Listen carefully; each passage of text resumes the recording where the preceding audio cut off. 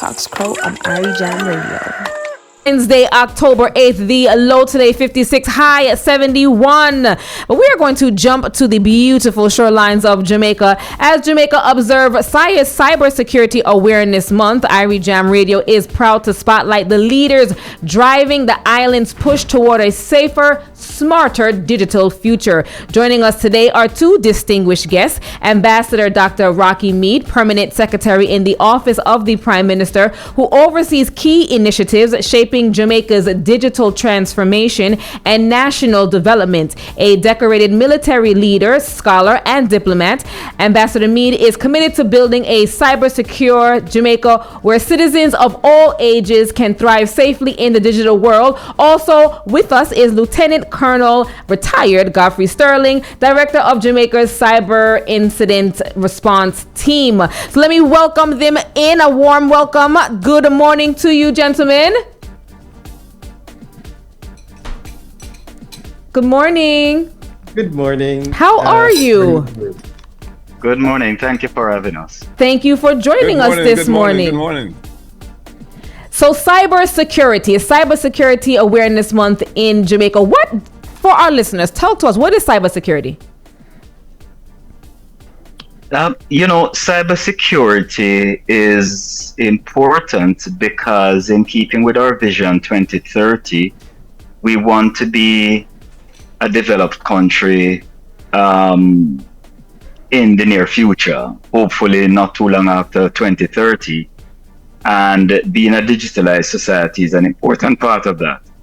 But if you're going to encourage citizens to function in the digital space, we need to protect their data and ensure that no one can take advantage of citizens' data and their resources through cyber. So we need to make sure they are secure, hence cybersecurity. I'm sure Colonel can give you a more technical and sophisticated explanation.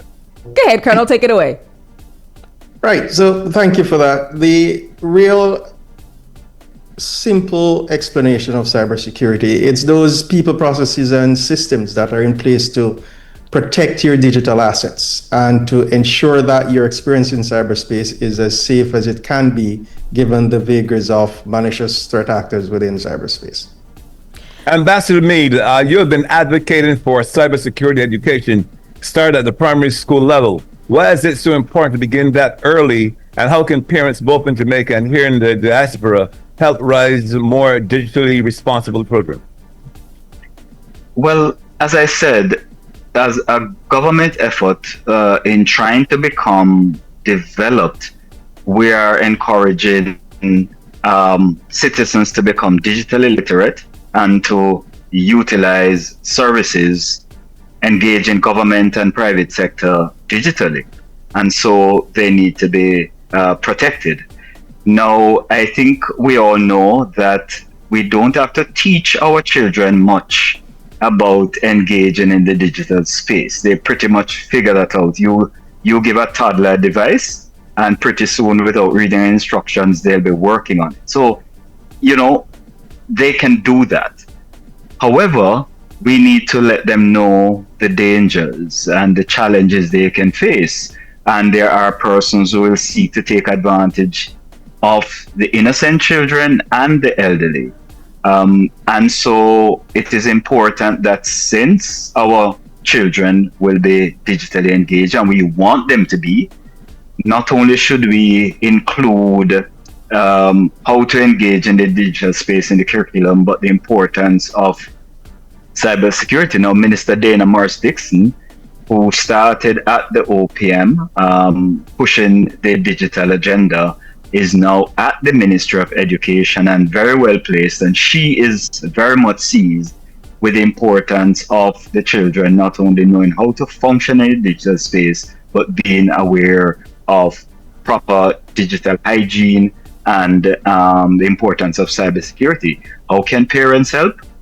Parents sometimes find it convenient to give children a device and let them go do their own thing because it allows parents the flexibility to get on with other matters. We're encouraging parents to pay attention to what your children are doing, give them guidance.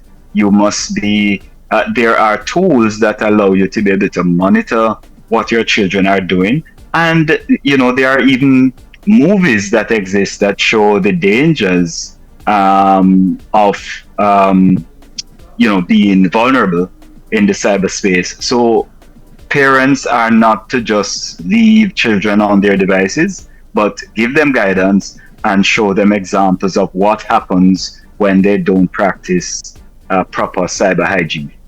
Cyber hygiene. This is the first time I'm hearing that term, and I love where it's going. Now, Lieutenant Colonel Sterling, you've spoken about Jamaicans having a dangerously casual approach to online safety. What are some common mistakes you're seeing both home and abroad, and what mindset shift do we need to stay protected in today's digital world? Thank you for that. The most common one we see is just that level of lack of awareness of the size of the digital footprint. The belief that in order to belong in a digital age, you must share everything. And the reuse of password across multiple platforms for multiple purposes. With respect to the individuals who are employed to companies, the use of corporate credentials to sign up for questionable purposes on questionable sites. And when these sites become compromised, these credentials live in the deep and dark web, where malicious actors create profiles that are then sold for second and third order activities against corporations. So this is not unique to Jamaica, but in Jamaica we see a significantly casual approach to it, because TikTok has really taken off as one of the platforms, and to be on TikTok, persons are not really paying attention to the basic security measures of being online in a very sustained way. Additionally, what we find is that many of the devices that some of these persons use are shared with children, with the elderly, and sometimes it's used for corporate purposes as well as personal purposes. And so this cross-pollination of use on a single device creates really a single point of breach or vulnerability for the individual and the corporation. And this is a significant challenge. What we're seeing from the corporation standpoint is that, especially for the MSMEs, they are saying, well, it really won't happen to us. What really do we have that cyber threat actors are going after? And so their attitude towards securing their digital enterprise is sometimes very lax. Even though they're collecting data, they're storing data, they're processing data on behalf of clients and other entities. And so when we look at all of this, what we're seeing is a really sort of opening the gates for the threat actors to get into the digital space and not really paying attention to what the digital assets are. What are the crown jewels in your operation if you're an entrepreneur or a big corporation, or if you're an individual, and securing those, because we appreciate that sometimes, especially for the small and medium-sized enterprises, security can be costly. And if we don't approach it in a way that utilizes those resources that are available, that either don't cost us much or are free, we are going to end up in a space where the cost of a cyber breach is going to sometimes put the business out of operations. From the individual standpoint, it is more than just losing access to an account. Sometimes for individuals, it's very traumatic based on what the nature of the breach is. And so what we're saying is, be a little more aware of what you're putting out there, secure the devices that you're using to get into cyberspace, and pay attention to the advice and the advisories that the Jamaica Cyber Incident Response Team and other reputable entities put out from time to time, including the vendors from which you purchase your devices. You know, many of our listeners use social media, online banking, and smart devices daily. What are the 3 steps that anyone, whether in Kingston or New York, can take right now to safeguard their data and privacy? The first step is to ensure that you're aware of the size of your digital footprint. If you have data out there that shouldn't be out there, sanitize your social media profile and only share what is necessary. For those individuals who love to share, share after the event, not before, not during, so that you're sort of preparing for the inevitable, but trying to guard against it. So you're not sharing that, oh, I'm leaving the home now and I'm going away for 2 weeks. But when you come back, you can share all the pictures of everything nice you did on your vacation. For the accounts, minimize the number of accounts you have. Ensure you have strong, unique passwords for each, and change these periodically. If you can't remember all the passwords, don't necessarily write them down. There are password managers out there that you can use. And for the corporation, big or small, take care to ensure that you minimize cyber delinquency and ensure that you empower your employees to be the first line of cyber defense in everything you're doing. And you will realize that your entire cybersecurity profile increases and your ability to recover from breaches is also strengthened, minimizing your operational downtime. From a parental standpoint, what are some steps that we or our listeners can apply to help put guardrails in for our children? So Ambassador Meade would have mentioned the use of tools that will help you to manage screen time. There are some that are paid, some that are free, some that you have to be a part of a community to use. But what it does, it allows you not only to ensure that you manage the amount of time your child spend on a device, but you're also able to control what they're able to install and where they can go on the internet.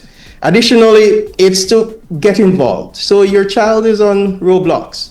You might not understand how to play it, but try and sit with them and see what they're doing, especially when they're having conversations in these games. It's something that we have to look at. Additionally, the use of the device for work and within the home is something to be paid attention to, and how we secure our home network.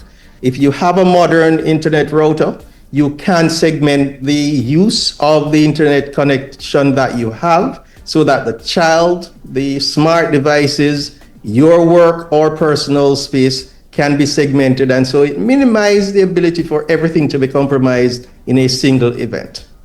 The Cyber Youth Empowerment Academy and other programs involve collaboration between the OPM, the Ministry of National Security, the OAS, and international partners like Canada. How important are these global partnerships in strengthening Jamaica's cyber resilience? Yeah, I think those partnerships are critical for a number of reasons. Jamaica is a small island developing state. We have a very limited GDP and resources, but even if we had all the money in the world, we don't necessarily have the expertise. This is still an evolving space. There's expertise and experience existing all over the world, and so we have multiple partners, and we are seeking more partners. And so, to the extent that persons in the diaspora have expertise and or ability to train, and they're willing to partner with us, we'd be happy to hear. At the moment, what we have is a number of multinationals, as you have mentioned, the World Bank, the Organization of American States, an event we had recently, Canada assisted with sponsoring. We had the SANS Institute come in, and the program with the World Bank that's coming up. We are going to be trying to get up to about 500 Jamaicans involved in the program. So we are open for educating the entire population on cyber hygiene, and we need quite a lot of cybersecurity experts to be trained. We can't even say we know what the exact deficiency is, because many agencies and organizations don't even realize that the IT manager is not adequate to treat with the space, including cybersecurity. So we still don't even know the numbers we need, but we're looking at a gap of well over 4 million worldwide, and we need to also train a lot of our persons. We do not necessarily have the capacity locally, so we are partnering with multilaterals, and we are open to anyone in the diaspora who think they can contribute as well. Government can't do it alone. Lieutenant Colonel Sterling, you've said that. What role can business, schools, and individuals, including those or us here in the diaspora, help in building Jamaica, helping Jamaica to build this culture of cybersecurity around awareness? So cybersecurity is truly a team endeavor. And today we really have to look at it as an all of society approach to securing our present existence and guaranteeing our future. When I say the government can't do it alone, what I'm talking about is for us to look at our digital existence, even within small island developing states, in three bubbles.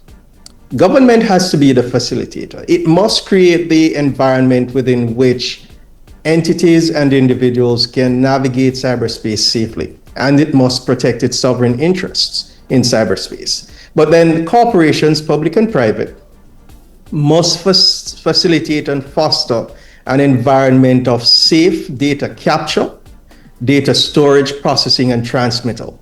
This also has to be borne out by a demonstrable method of destroying data when it is no longer required. And so that level of activity within the private and public sector by corporations has to be born on partnerships, because some companies will be strong at encryption, some companies will be strong at having facilities for storage, some for transmitting data, and individually, they all have strength, but together they have an ecosystem that becomes resilient. The individuals must also recognize that cyber is more than just an enabler. It is the facilitation of growth and sustained development within this era. And so as individuals, there has to be greater impetus paid on learning, changing our mindset and attitude towards personal data security, but also the way we treat data within the corporations. And these partnerships are critical if we're going to get to the point where we're not just looking at surviving in a digital age, but being able to withstand shocks when they come, to recover in a shorter period of time from those shocks. And as the saying goes, to recover stronger from those shocks. The need for public-private partnership is more than just somebody saying, let us share information or threat intelligence. It is really persons putting skin in the game and being so invested that it becomes something that is ingrained, sustained, and resourced to ensure that it doesn't just happen, for example, for Cybersecurity Awareness Month, but it happens 365 days for the year, all year round. So these are what I'm talking about: coming on board, becoming a partner, and sustaining that partnership in a very tangible and demonstrable way. Well, gentlemen, as technology and AI continue to evolve, what does a truly secure digital Jamaica look like for both of you? And how does the vision connect to Jamaicans here everywhere, including those living overseas? I will add a quick comment. I know the timeline is tight.